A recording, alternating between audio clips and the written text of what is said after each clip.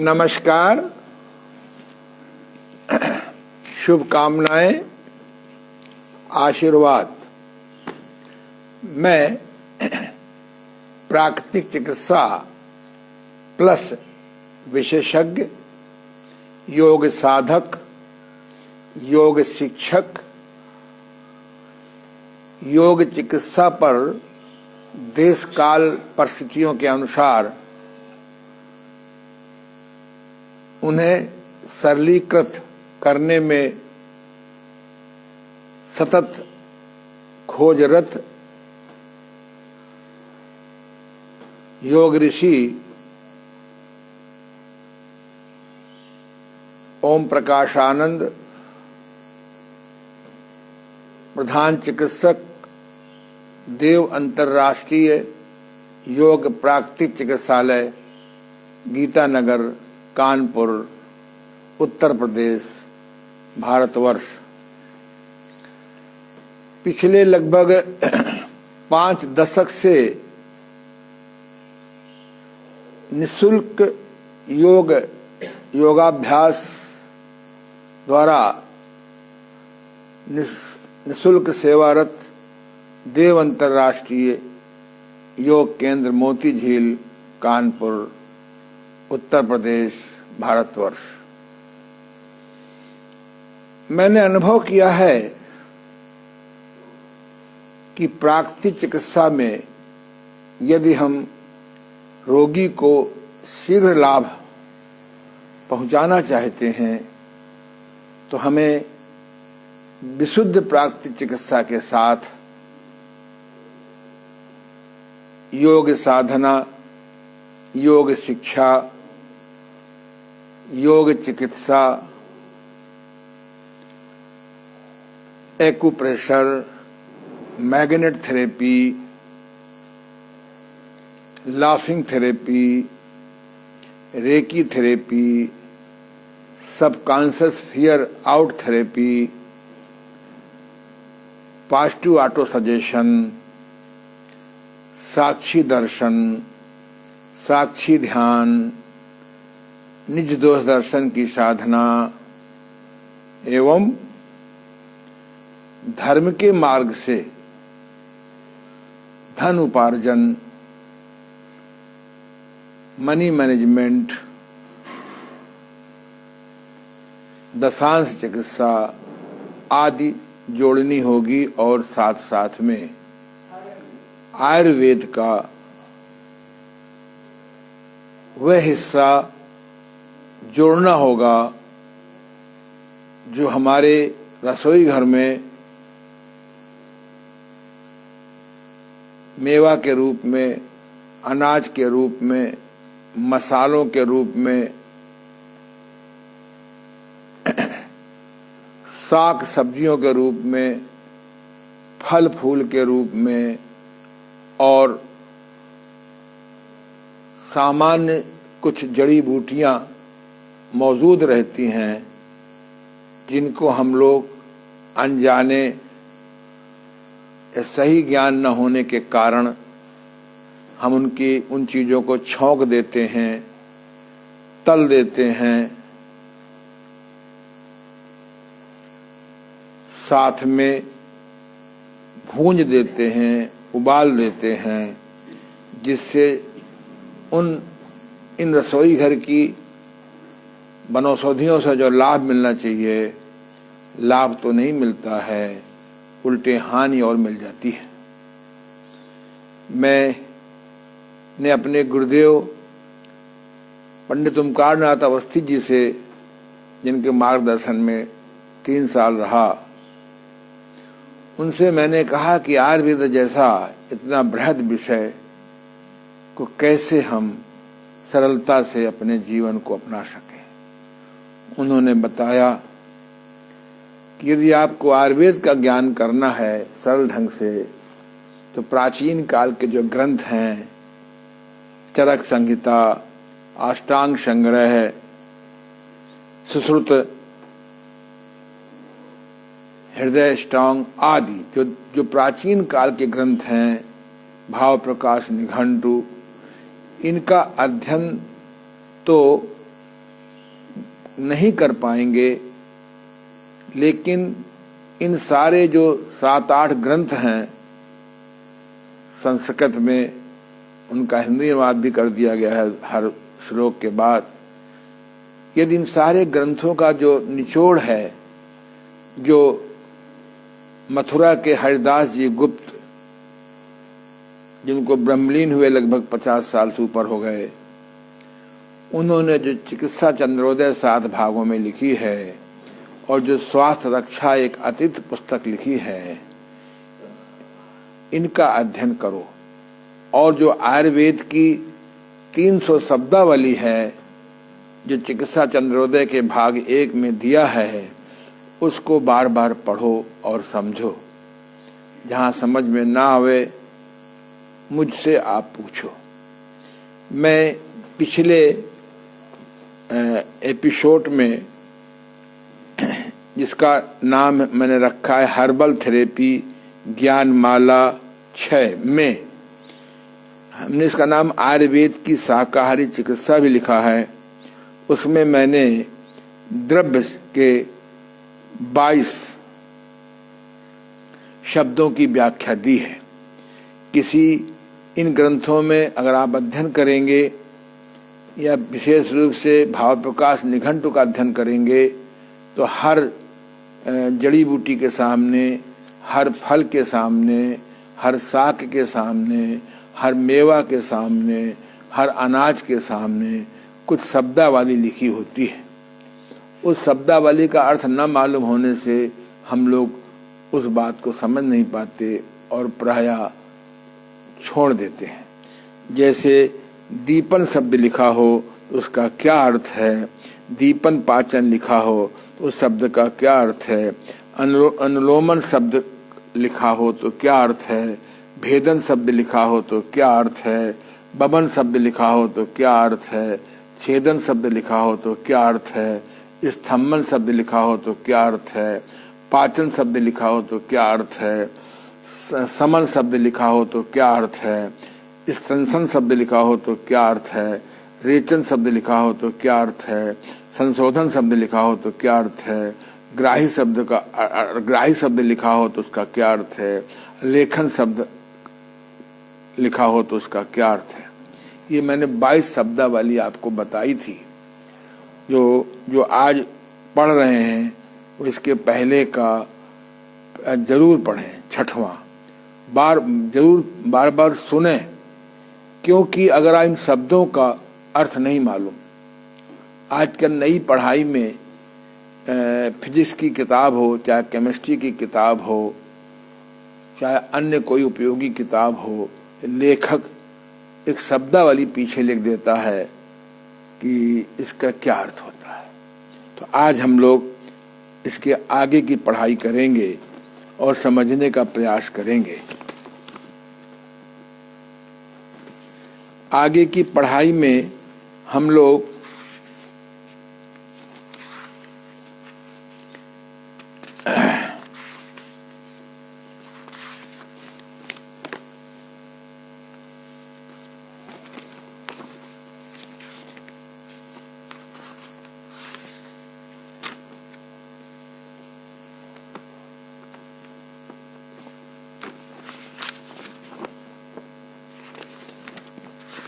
एक शब्द आता है बाजीकरण। कुछ जड़ी बूटियों के आगे एक शब्द लिखा होता है बाजीकरण। इस शब्द का अर्थ प्रायः लोग नहीं जानते। कहते हैं दुनिया का सबसे बड़ा सुख मनुष्य के लिए माना गया है, वह स्त्री पुरुष का संभोग, सेक्स, यौन क्रीड़ा। अगर हम इस प्रोसेस में पूर्णता जब सफल हो जाते हैं तो कहते हैं ये परमानंद की अनुभूति होती है। इसीलिए आप देखते हैं कि इस क्रिया से जाने अनजाने कोई वंचित नहीं होता, नहीं रहता, लेकिन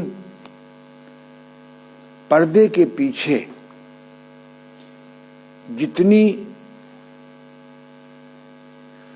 सेक्स संबंधी बीमारियां हैं उतनी बीमारियां आपको कोई भी नहीं मिलेगी। लेकिन ये इतना संकोच का विषय है कि इसके बारे में आदमी अपनी बात किसी से कह नहीं पाता। कई आजकल सेक्सोलॉजिस्ट हैं, इनके विज्ञापन पढ़ते हैं शादी के पहले, शादी के बाद। मैं नहीं कहता हूं कि इनमें कोई खराबी है, लेकिन वहां भी 3 तरह के चिकित्सक हैं, सही चिकित्सक, अर्ध सही चिकित्सक, पूर्णतः अज्ञानी चिकित्सक। अज्ञानी चिकित्सक प्रायः विज्ञापन, भय आदि के माध्यम से यौन संबंधी बीमारियों की बहुत बड़ी ठग विद्या करते हैं। पिछले 3 वर्षों से मैंने कानपुर में तमाम लोगों को देखा, इस विषय के चिकित्सकों का। उनकी दशा बाद में बहुत बुरी हुई, क्योंकि जब हम कोई गलत काम करते हैं तो हमारे भूमध्य में एक ईश्वर ने चित्रगुप्त नाम का कैमरा लगा रखा है। इस विषय को ज्यादा नहीं छेड़ना चाहता हूं। आयुर्वेद में इसका बहुत विस्तृत वर्णन है। यदि आप थोड़ा सा मेरी बात ध्यान से सुनेंगे तो आप ठगों से बच जाएंगे, लुटने से बच जाएंगे। इन यौन संबंधी बीमारियों के कारण जो अन्य बीमारियां आ जाती हैं, उनसे भी आपकी रक्षा हो जाएगी। एक शब्द आता है बाजीकरण। मुझे भी आपको पढ़ाने में संकोच हो रहा है, लेकिन भविष्य में मैंने चिंतन कर रखा है, संकल्प कर रखा है कि भविष्य में आपको मैं स्वस्थ यौन शिक्षा के क्लासेस दूंगा, कक्षाएं दूंगा, क्योंकि 90% यौन संबंधी बीमारियां सही शिक्षा के अभाव में होती हैं।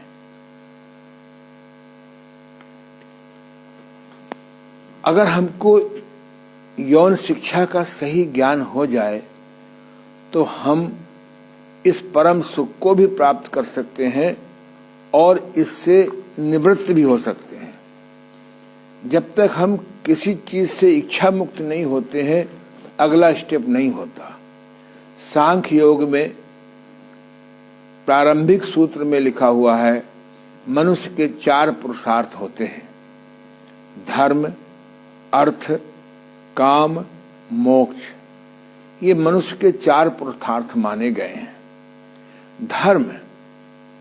धर्म का मतलब होता है कि हमारे धर्म के 3 अर्थ होते हैं।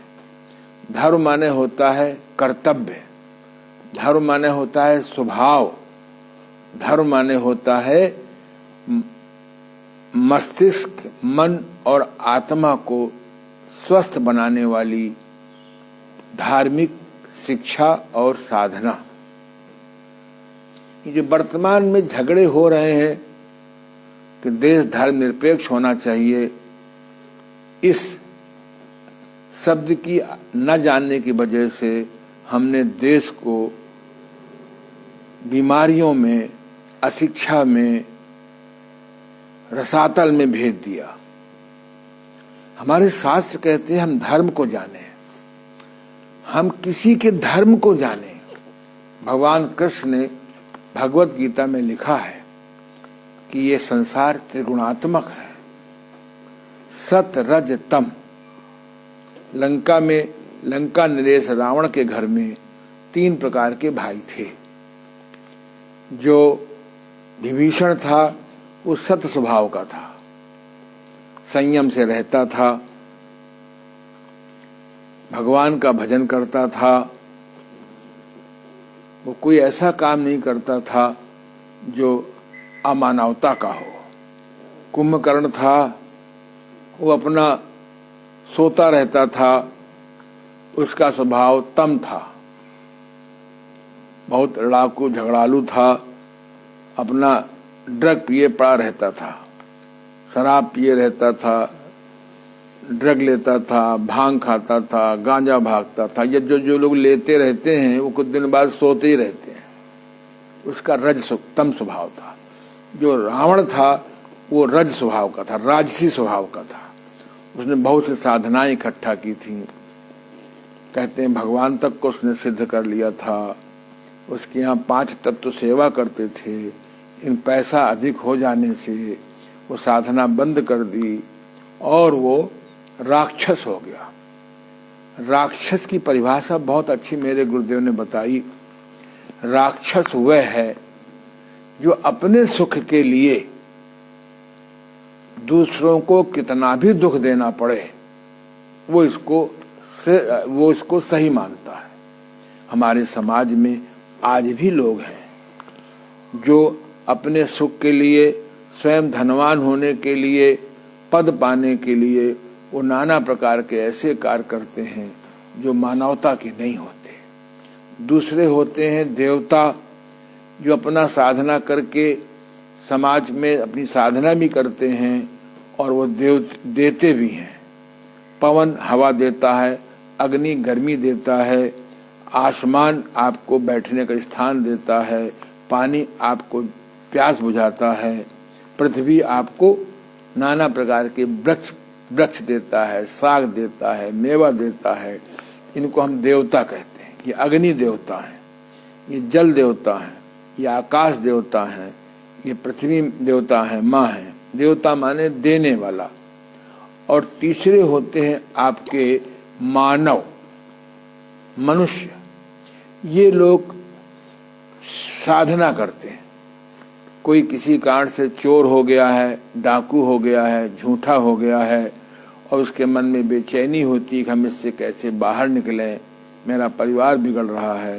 तो गुरुओं से मिल करके जो सद्गुरु होते हैं उनकी शरण में जाते हैं और उनसे साधना सीख करके मानव से, जो अर्ध मानव हैं, चौथाई मानव हैं, पौन मानव हैं, जो अभी विकसित नहीं हुए हैं, वो मानवता डेवलप करते हैं। तो ये बात जो है मैंने आपको इसलिए बताई कि संसार त्रिगुणात्मक होता है और जब तक हम यौन क्रीड़ा की इच्छा से मुक्त नहीं होंगे तब तक हम मोक्ष को नहीं प्राप्त कर सकते। तो धर्म जाने कि सामने वाला व्यक्ति सात्विकी है कि तामसी है कि राजसी है। मेरे स्टाफ में वर्तमान में लगभग 10 लोग हैं, विभिन्न प्रकार के लोग हैं। मैं समझ लेता हूँ कि व्यक्ति सात्विकी है कि राजसी है कि तामसी है। 8-10 दिन में, 15 दिन में, 20 दिन में मुझे पहचान हो जाती है। फिर मैं उसी के हिसाब से उससे कार्य लेता हूँ और उसको समझाने का प्रयास करता हूँ। उन अर्ध मानव को, चौथाई मानव को समझाने का प्रयास करता हूँ।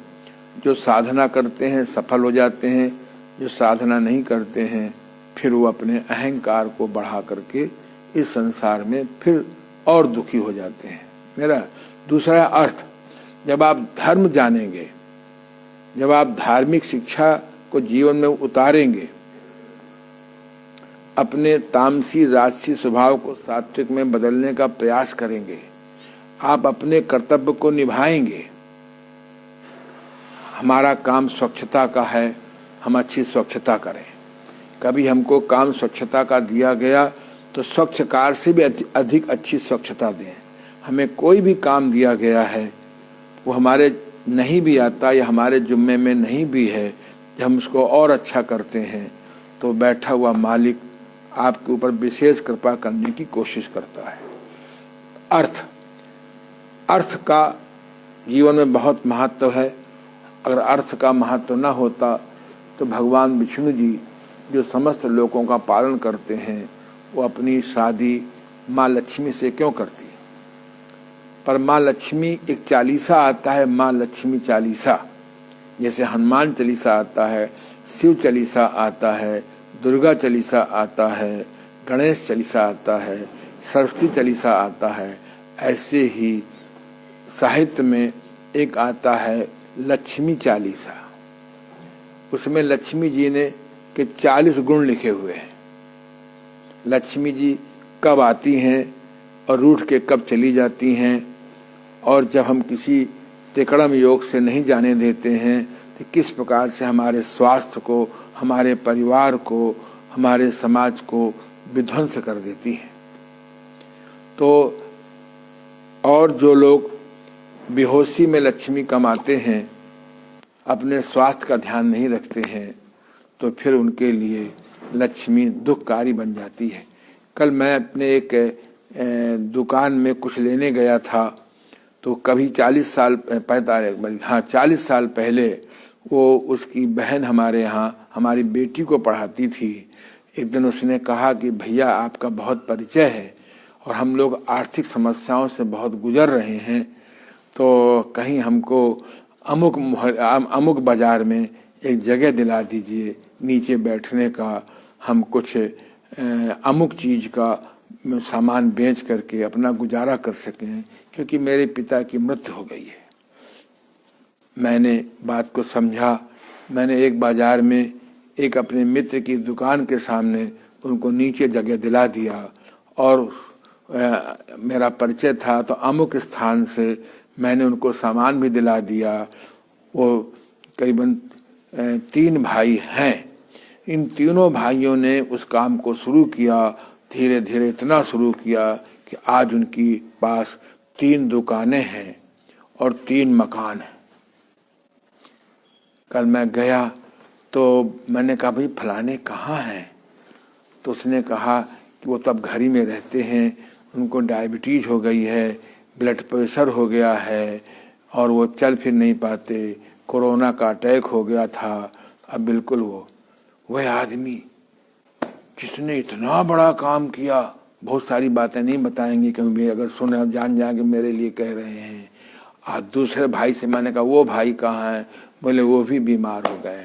मैंने कहा तीसरी दुकान में गया, मैंने कहा चलो आज यही काम किया जाए। उनसे पूछा क्या हाल है?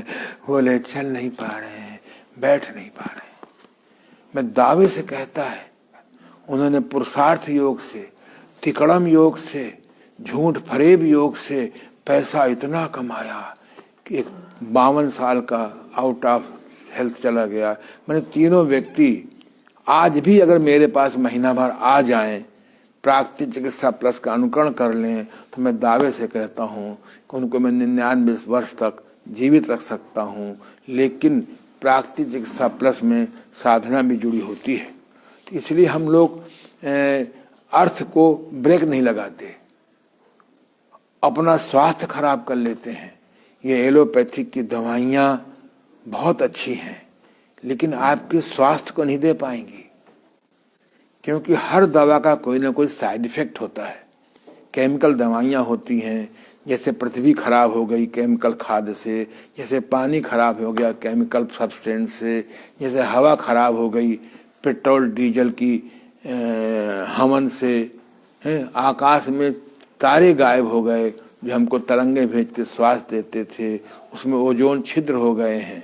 ये पागल आदमी पृथ्वी के आदमी को सुखी नहीं कर रहा है और वहाँ पर स्पेस में प्लाटिंग कर रहा है। तो आदमी अर्थ को लक्ष्मी चालीसा में लिखा है स्पष्ट रूप से कि लक्ष्मी कब रूठ के चली जाती हैं, अगर नहीं जाती हैं तो किस प्रकार से आपको तबाह कर देती हैं। कल मैंने पढ़ा, आज ही पढ़ा मैंने कि अमुक कंपनी ने 22,000 करोड़ रुपया तिकड़म योग से, झूठ योग से, धोखा योग से, लिफाफा योग से 28 बैंकों का चूना लगा दिया। अब तक का सबसे बड़ा घोटाला आया है। जब मैं सुनता हूं कि अगर आपका बैंक फेल हो जाएगा तो हमें 1 लाख से 5 लाख कर दिया, बड़ी आपने थराही कर दिया।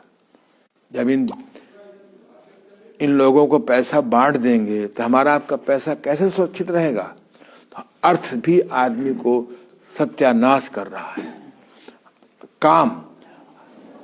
काम की पूर्ति के लिए, काम माने होता है यहाँ पर सेक्स, काम क्रीड़ा, धर्म के रास्ते से पैसे का सही उपयोग करके जब काम वासना का पूरा करेंगे तो मुक्ति हो जाएंगे, नहीं तो नाना प्रकार के रोगों से में फंस जाएंगे। इस आयुर्वेद में इसका बहुत बड़ा विवेचन है। कहते रोजगार नहीं है, रोजगार नहीं है। ऐसी सी जड़ी बूटियां हैं, अगर धर्म के मार्ग से लोगों की सेवा करें तो आप भी सुखी रहें और लोग भी सुखी रहें। पर पैसे में एक ऐसी खराबी है, जब पैसे का अभाव होता है तो सात्विकी होता है, जब पैसे का अभाव पूरा हो जाता है तो राजसी हो जाता है, और की मांग बढ़ जाती है। फिर तिकड़म योग से, पुरुषार्थ योग से यदि आपने कमा लिया तो तामसी हो जाता है। फिर नाना प्रकार के व्यर्थ के काम करवाता है, बड़ी बड़ी कंपनी खुलवा करके नकली दवाइयाँ, नकली सामान पास कराता है। तभी तो कहा गया है कि ऊंची दुकान फीका पकवान। भैया धर्म को जानो, अर्थ को जानो। अगर आपने आयुर्वेद तरीके से संयम के साथ काम वासना की पूर्ति करेंगे तो आप उससे मुक्त हो जाएंगे, नहीं तो ऐसा दलदल में फंस जाएंगे कि आप न जी पाएंगे न मर पाएंगे। ऐसा मेरा अनुभव पिछले 52 साल का लोगों में देख रहा हूँ। मैंने अपनी नई किताब कायाकल्प द्वारा रोग मुक्ति में इस प्रकरण को मैंने बहुत अच्छा लिखा है कि किस प्रकार से हम इस पर संयम करें। अगला है आपका मोक्ष। मोक्ष के बारे में बड़ा भ्रम है लोगों का। मोक्ष माने होता है मुक्ति। पहले हमको बीमारियों से मुक्ति की कला सीखनी है कि हम क्या करें कि जुखाम न हो, क्या करें कि आपको कब्ज न हो, क्या करें कि हमको दस्त ना आने पावे, क्या करें कि हमको खाज खुजली ना आने पावे, क्या करें कि हमको ज्वर ना आने पावे। ये ज्वर, जुखाम, दस्त, नवीन कब्ज और खाज खुजली प्राकृतिक चिकित्सा के अनुसार से ये विकार निकालने की प्राकृतिक प्रक्रिया है। लेकिन औषधि विज्ञानियों ने प्राकृतिक चिकित्सा के सिद्धांत को न समझ करके ज्वर आया दबा दिया, खांसी आई दबा दिया, दस्त आया रोक दिया, कब्ज आया जुलाब देके निकाल दिया, खाज खुजली आई केमिकल दवा देके दबा दिया। ज्वर को दबाया, जुखाम को दबाया, जुखाम आया जुखाम को दबा दिया, ज्वर को आपने दबा दिया, जुखाम को आपने दबा दिया, दस्त को आपने रोक दिया, खांसी को आपने रोक दिया, है चर्म रोग को रोक दिया, तीव्र जुलाब दवा देके कब्ज को आपने तोड़ दिया। तो ज्वर, जुखाम, दस्त, कब्ज, खाज खुजली ये हमारे मित्र हैं। प्राकृतिक चिकित्सा में यदि इनका सिद्धांत समझ लें तो आप कभी बीमारी नहीं पड़ेंगे। इन जब बीमारियों को शांत करते हैं बार बार बार बार बार बार बार बार आयुर्वेदिक समनात्मक दवाओं से या होम्योपैथी के समनात्मक दवाइयों से या एलोपैथी के दमनात्मक दवाइयों से, तो जुखाम आपको फेफड़े कैंसर तक ले जाता है, कब्ज आपकी आंतों के बेकार कर देता है, बुखार आपको कौन कौन सी प्रॉब्लम नहीं पैदा कर देता है। आज विज्ञान इनके मूल में नहीं जा रहा है। बोले अमुक बीमारी अमुक कीड़े से है, अमुक वायरस से है, अमुक वायरस से, वायरस ढूंढने में लगे हुए हैं। ये वायरस की थ्योरी प्राकृतिक चिकित्सा के अनुसार से 2 कौड़ी की है। मैं मंच से कह रहा हूं, हम वायरस के अस्तित्व को इनकार नहीं कर रहे हैं। हम जब लोग गांव में रहते थे तो हमारी माँ बरसात में एक सरसों के तेल का दिया घर के बाहर रख देती थी, रात भर जलता था। सवेरे उसमें डलिया भर कीड़े मरे हुए मिलते थे। किसी की टांग, किसी को कोई लाल है, कोई पीला है, कोई नीला है, कोई हरा है, याद है आपको। अब ये अर्धज्ञानी वैज्ञानिक चिकित्सा के बोले नाक टूटी है तो कोरोना है, पैर टूटा है तो पोरोना है, हाथ टूटा है तो खोरोना है। रोज नए नए कीड़े, नए नए वायरस के नाम से जनता तबाह हो रही है। नए नए वैक्सीन निकल रहे हैं। मुझे वैक्सीन का ज्ञान नहीं है, पर बड़ी कंट्रोवर्सी है। आदमी की वाइटल पावर घट रही है, आदमी समय के पहले मर रहा है, आदमी भय से पीड़ित है। आओ प्राकृतिक चिकित्सा के सिद्धांत को समझें। ज्वर आवे तो क्या करें? 1 घंटे से 1 दिन में ज्वर चला जाता है। दस्त आवे तो क्या करें? 1 घंटे से 12 घंटे में दस्त बंध जाता है। खांसी आवे तो क्या करें? दस्त कैसे हम निरापद जड़ी बूटियों से कब्ज को तोड़ें? कैसे हम खाज खुजली को नीम के तेल के, नीम की छाल के, नीम के फल से दूर करें? अगर इस देश को, भारत को रोग मुक्त करना है, मैं कहता हूं इस स्लोगन अच्छा है, पर रोग मुक्त नहीं हुआ जा सकता। किसी को तन का रोग होता है, किसी को इंद्रियों का रोग होता है, किसी को मस्तिष्क का रोग होता है, किसी का मन का रोग होता है, किसी के पास खूब पैसा है फिर भी अभाव का रोग होता है, कोई तामसी स्वभाव का है उसके अलग रोग। रोग के इतने कारण मैंने लिखे अपनी किताब में। लेकिन हम ये जो नई नई बीमारियां फैल रही हैं, इनको हम रोक सकते हैं प्राकृतिक चिकित्सा से, योग साधना से और घरेलू जड़ी बूटियों से। जब तक तीनों का संगम एक साथ नहीं कराया जाएगा, तब तक ये भारत रोग मुक्त नहीं होगा। योग साधना से तामसी और राजसी आदमी सात्विकी हो जाता। प्राकृतिक चिकित्सा से आदमी को तीव्र रोग नहीं होते हैं और जड़ी बूटियों से हमको मदद मिलती है। तो हम आपको पढ़ा रहे थे बाजीकरण। बाजी माने होता है घोड़ा। कहते हैं घोड़ा को 2 क्रियाएं सिद्ध होती हैं, 3 क्रियाएं सिद्ध होती हैं। वो कभी थकता नहीं है, क्योंकि शाम के वक्त वो लेट करके किंग और क्वीन एक्सरसाइज कर लेता है। कहते हैं आदमी प्यासा क्यों, घोड़ा उदासा क्यों? लोटा ना था, आजकल तो नल आ गए हैं, हैंड पाइप आ गए हैं, लेकिन पुराने जमाने में ये सब जो है एक कुआं होते थे और एक डोरी होती थी, एक लोटा होता था मुंह वाला। हमें याद, हमारे पिताजी जब गांव से कस्बे जाते थे सामान लेने, 9 कोस था, पहले कोस चलते थे, फिर मील चलने लगे, अब आजकल किलोमीटर चलने लगे। समय बदल गया है, अच्छी बात है। तो घोड़ा तो लोटा, अगर लोटा ना हो तो पानी के प्यास कैसे बुझाएंगे? और घोड़ा शाम को लोटे नहीं, आजा प्यारे सिखा दे, जल्दी आओ, कपड़े मत उतारो, ऐसे आ जाओ, टाइम बात ना करो मेरा। आज मैं आपके क्रिया सिखा रहा हूं। घोड़ा क्या करता है? हमारे गुरुदेव की निकाली खोज है। वो कहते थे कि यदि आदमी सुबह उठते ही इस एक्सरसाइज को कर ले तो आसानी से कब्ज नहीं होगा, पैर मोड़ लो। और शाम को अगर खाना खाने के पहले कर ले तो उसकी दिन भर की थकान मिट जाती है। जब से मुझे क्रिया मालूम हुई, मैं नियमित ईमानदारी से 3 बार करता हूं। करो, ये बहुत बार किंग एक्सरसाइज। ये लेट करके पैर मोड़ लिया और एक पैर का घुटना, दूसरे पैर की एड़ी, ऐसे धीरे धीरे करते जाइए। 10 बार, 20 बार, 25 बार, 30 बार, 40 बार, 50 बार, जितनी आपकी स्थिति हो। अगर आप सवेरे करेंगे उठते ही, तो नीचे से 3-4 बार पाद निकलेगा आवाज करते हुए। जब वो पाद फंस जाता है हाथों में तो टट्टी नहीं उतरती है, मल नहीं उतरता, कब्ज हो जाता है। जब इसको करेंगे और रांग, तो आपका पाद जो फंसा होता है निकल जाता है। और दूसरा, हम लोग रांग पोस्चर में सोते रहते हैं तो नाभि हट जाती है, इसके करने से नाभि बैठ जाती है। तीसरा ये होता है कि जैसे आप बच्चों को देखें, वो भी पहले कुछ ऐंठते हैं तब करते हैं, दोनों पैर मिलाओ। इसका नाम गुरुदेव ने रखा है किंग एक्सरसाइज। याद रखो, ये मरकट आसन नहीं है, मरकट आसन अलग चीज है, उसकी करने की विधि अलग है, कुछ मिलता जुलता है। करो।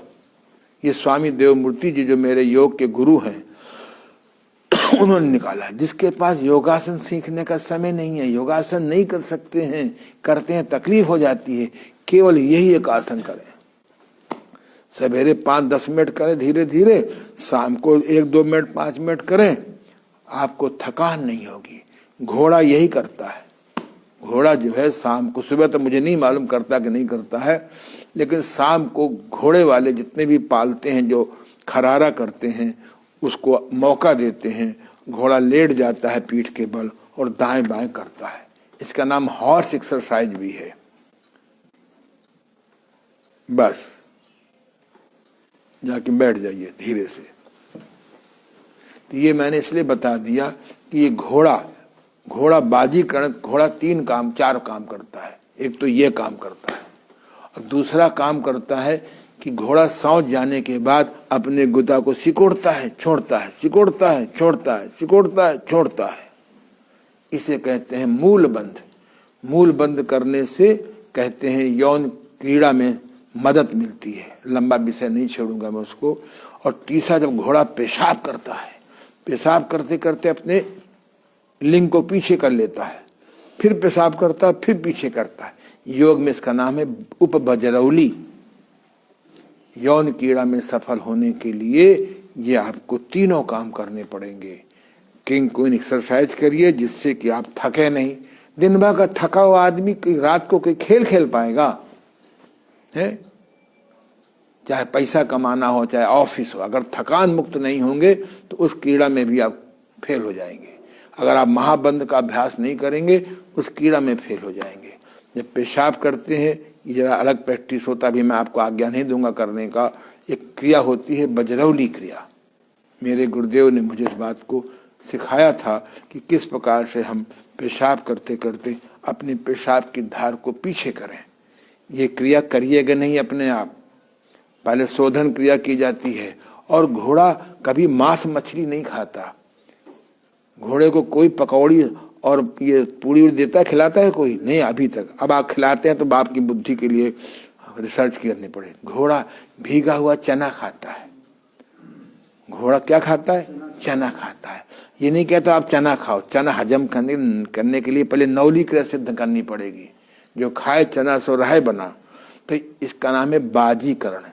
घोड़े के नाम से दिया है क्योंकि घोड़ा कहते हैं, घोड़ा जो है सबसे अधिक सफल यौन क्रीड़ा में होता है। हम परमात्मा ने हमारे समाज में कुछ चीजें पैदा की हैं। अगर आपको यौन क्रीड़ा में सफल होना है, यौन क्रीड़ा से मुक्त होना है, तो आपको जो चीजें बाजीकरण हैं उनको खाना पड़ेगा। जैसे अश्वगंधा का बड़ा प्रचार है। अश्वगंधा में बाजीकरण गुण है, मूसली में बाजीकरण गुण है, सतावर में बाजीकरण दूध गुण है। अगर दूध हजम हो जाता है तो बाजीकरण गुण है।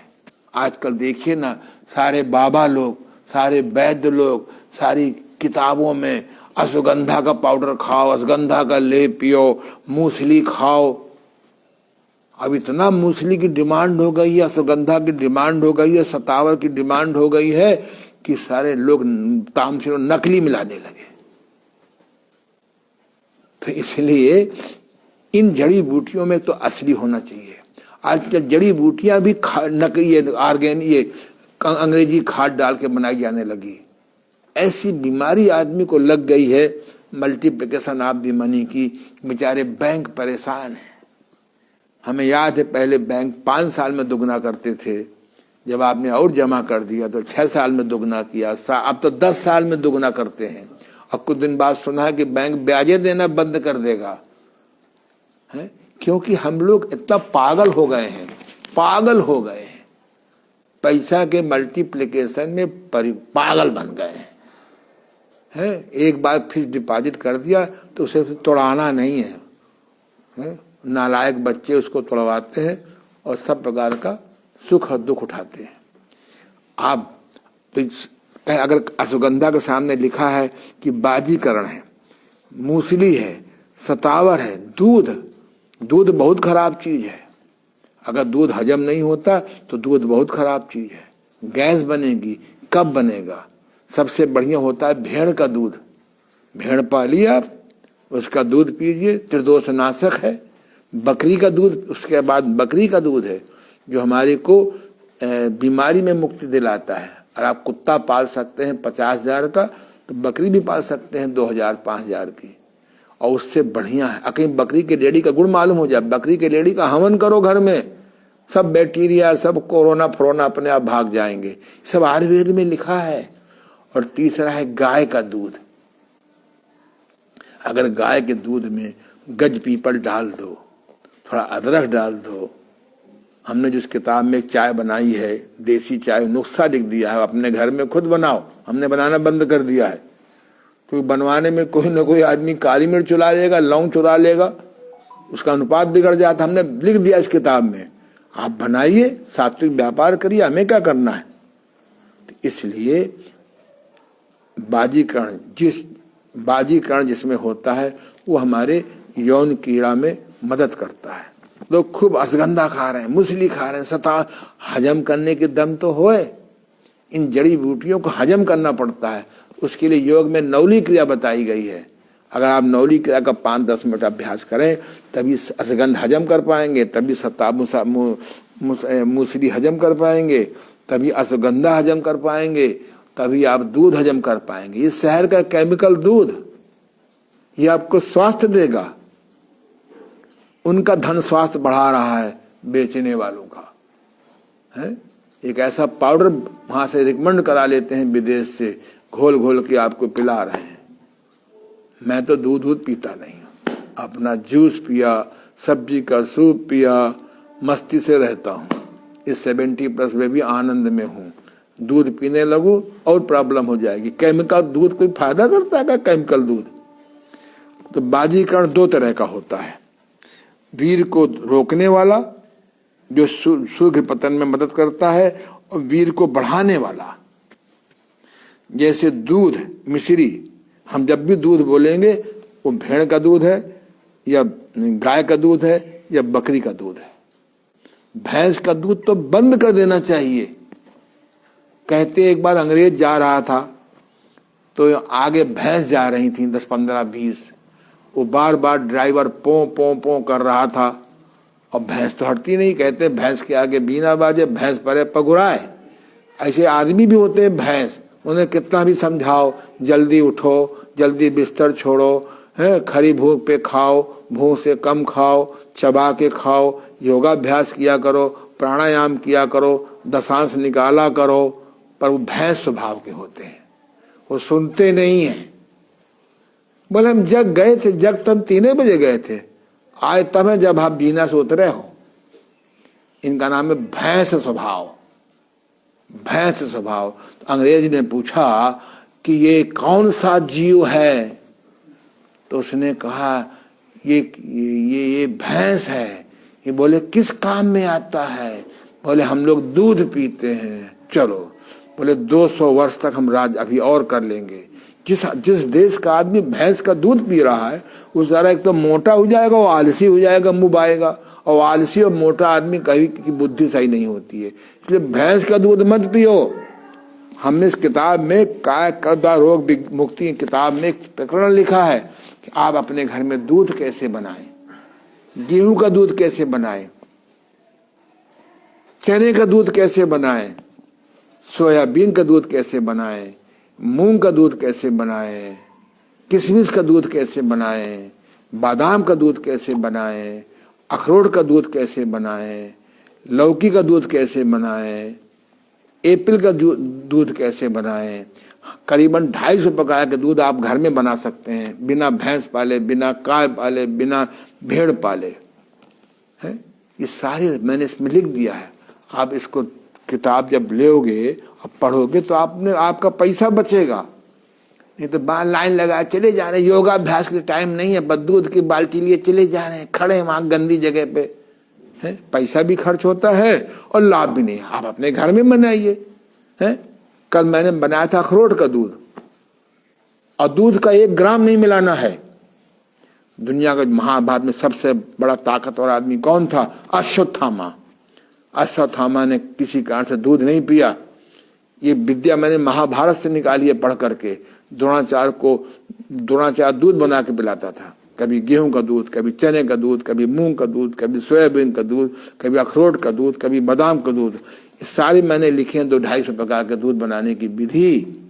और पैसा भी कम खर्च होता है, समय भी नहीं बर्बाद होता है, और साथ में शुद्ध भी मिलता है, और बाजार के दूध से सस्ता होता है।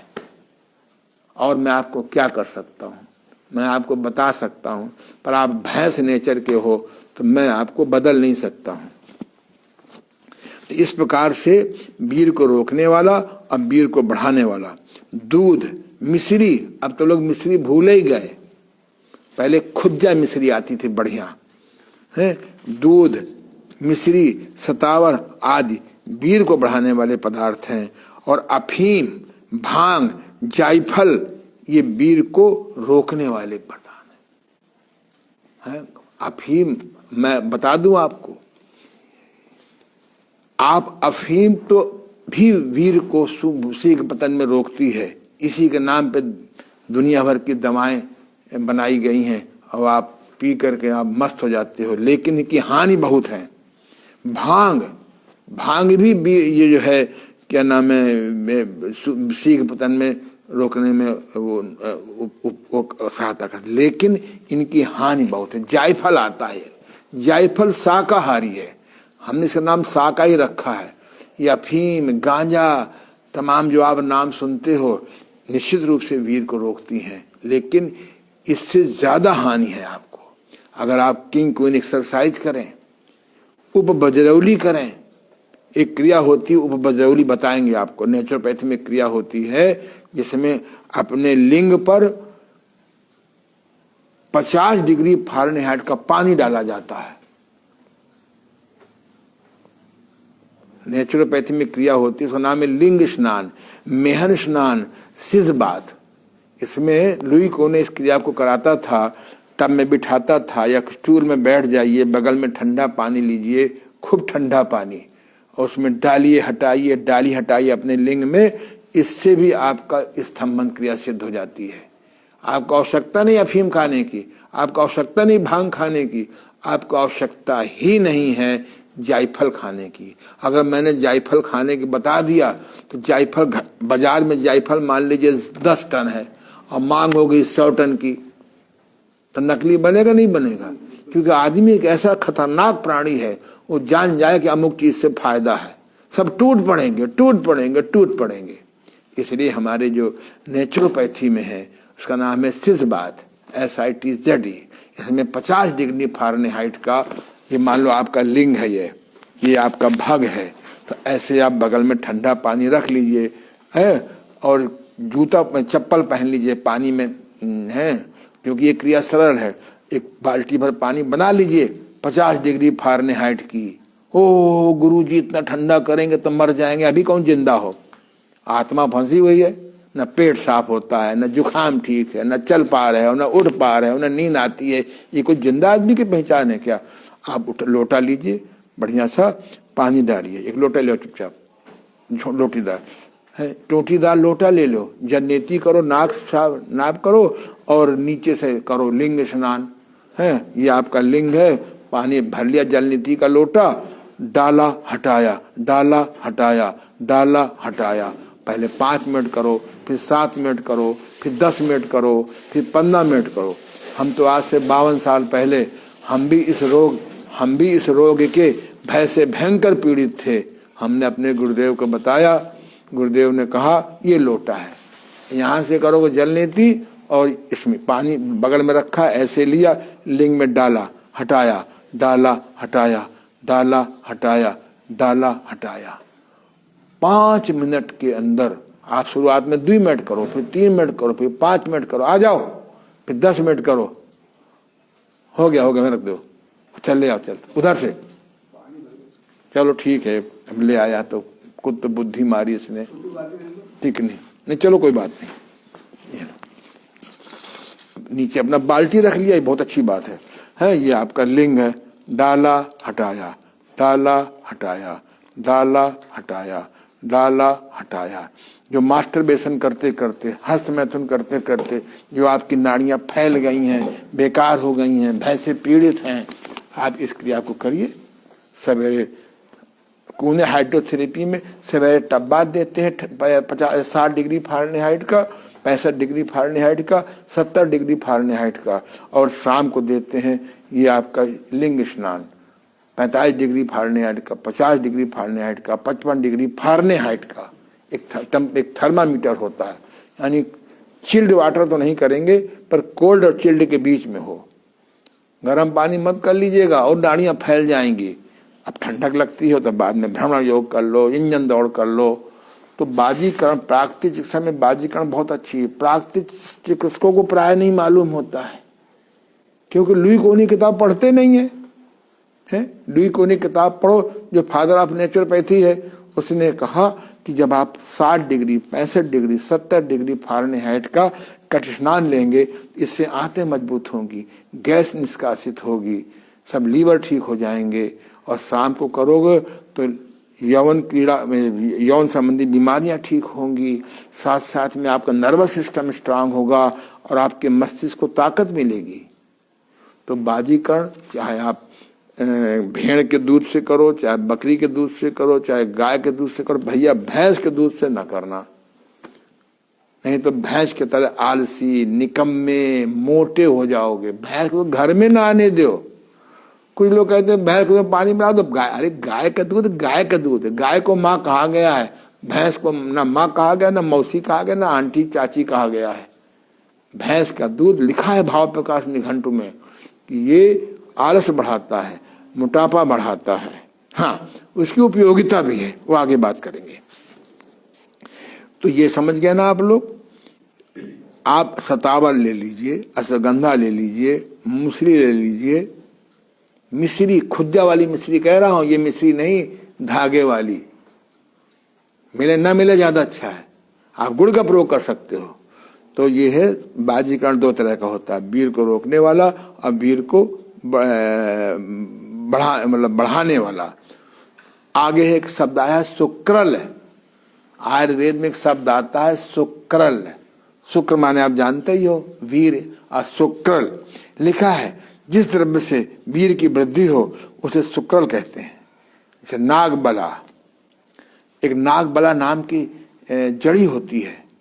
इसके मेडिकल चिकित्सात्मक उपयोग से वीर में वृद्धि होती है। कौच का बीज, कौच के बीज को विधि विधान के साथ लेने से ये वीर में वृद्धि होती है।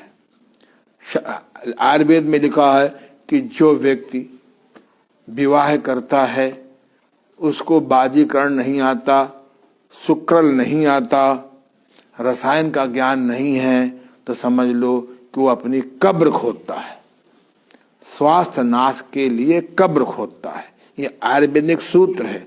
हर आदमी को जानना चाहिए कि बाजीकरण वाली जड़ी बूटी कौन है, शुक्र जड़ी बूटी कौन है और रसायन कौन है। तो जिस द्रव्य से वीर की वृद्धि हो उसे शुक्र कहते हैं। जैसे नागबला, कौच के बीज, दूध, उड़द। पहले हमारे यहाँ उड़द के बड़ा बनते थे, बड़ा। अब तो डबल रोटी के बड़ा बनते हैं। पनीर की सब्जी, अरे मूर्खो, पनीर सब्जी है ही नहीं है। किन बेवकूफों ने इसका प्रचार कर दिया। आयुर्वेद में पनीर को अखाद्य लिखा है। मैं तो कभी जाता हूं, पहली बात तो मैं जल्दी खाते नहीं हूं। भूख पे खाओ और वहां पर जाओ तो पहले स्टापर देंगे। स्टापर पहले परस देंगे, उसका नाम रखा है मैंने स्टापर, है वो नाम उसका स्टार्टर। ऐसी चीज भेजो कि जिससे भूख बढ़े। वो घुमा देते हैं स्टार्टर, पहले चाट खवा देंगे, फिर वो करा देंगे, फिर वो करा देंगे, है। यानी आदमी जाए फिर एक रोटी में लौट आवे। हमने अपने बेटे की शादी करी, बेटा नहीं सूप भिजवाओ, मखाना जरूर करवा दिया था, हमने कुछ नहीं किया था। हमने पहले सूप लगवाया था, फिर जूस लगवाया, फिर हमने फल लगवाए, उसके बाद उबली रोटी और हरी सब्जी लगवाई, उबली सब्जियां और रोटी। उसके बाद फिर आगे पूरी, हमने उल्टा चलाया और लास्ट में हमने लगवाया था चाट। वो कहा मैं मर जाऊंगा। अरे मैंने कहा तू पहले कौन जिद्दा है ससुरा, इतना पैसा होने के बाद अनर्थ कर रहा है। ये कोई जिंदा आदमी की पहचान है? पैसा भी कम लगा और लोगों ने कहा, वाकई में आज पहली बार मालूम हुआ कि पार्टी के नो कोको कोला, नो कोको कोयला। अरे तमीज है नहीं है। पैसा कमा लेना अलग बात है और ज्ञान होना अलग बात है। हमारे जो श्री प्रकाश जायसवाल जी भी आए थे, मेरे अच्छे संबंध है उनसे। तो कह रहे थे कि पहली बार मेरे मन का खाना मिला, नहीं तो जाते और खाना नहीं खोलेंगे 9 बजे तक 10 बजे तक। तुम तो खाए पिए बैठे हो लड़का लड़की वाले, तो सोचे हम लोग जाते हैं 9 बज गया कहीं ना, फिर आक्रमण, जब खाना खोलेंगे 10 बजे फिर आक्रमण। अरे भैया पैसा कमा लेना अलग बात है और विवेक होना अलग बात है। लोग क्या कहेंगे, लोग तो कहेंगे ही। इसलिए शुक्र उड़द उड़द उड़द बहुत अच्छा शुक्र है। इसका मतलब नहीं कि आज हम उड़द की दाल खा लो। उड़द की दाल खाने वालों को व्यायाम करना पड़ेगा, भ्रमण योग करना पड़ेगा, इंजन दौड़ करना पड़ेगा, नौली करनी पड़ेगी, तब उड़द हजम होती है। उड़द बहुत बड़ा शुक्रल होता है। अब भिलावे की भीगी, हम लोग जानवरों के भिलावा खिलाते हैं, जानते हो भिलावा? नहीं जानते हो? एक भिलावा होता है, उसमें ऊपर सफेद सफेद होता है। भिलावे की मीगी, जानवरों के भोजन में भिलावे की मीगी मिलाई जाती है ना। ये जैसे नहीं कहते जानवरों का फूड, हमारे तो कई मित्र हैं जो यही बनाते हैं। भिलावा, एक भिलावा नाम की एक द्रव्य होता, शाकाहारी द्रव्य होता है भिलावा। उसको वो जो उसका खाने का विधान होता है। भिलावे की मीगी से वीर बढ़ता है। और आंवला, आंवले से बढ़ता है, लेकिन सत्यानाशी आंवला, किसी को नहीं पता है कि आंवला शीतल है। अगर शीतल प्रधान का आदमी खाएगा तो ठंडक और बच जाएगी। तो आंवले का भी हमारे आयुर्वेद में विधान है कि कैसे खाया जाए, आगे बताएंगे।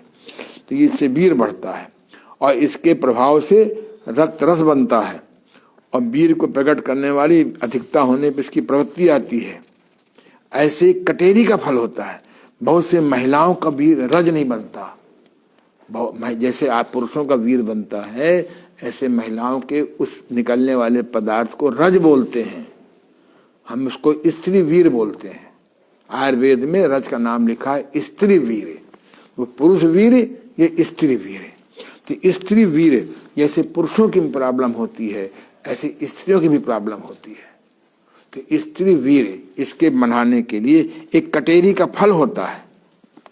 कटेरी का फल होता है, ये कटेरी आप फल वाले से पूछिएगा, गांव में खूब होता है।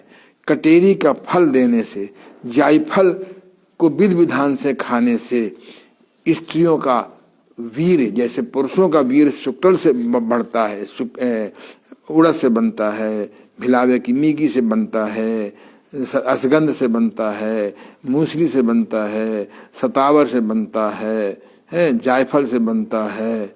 ऐसे ही कटेरी का फल होता है।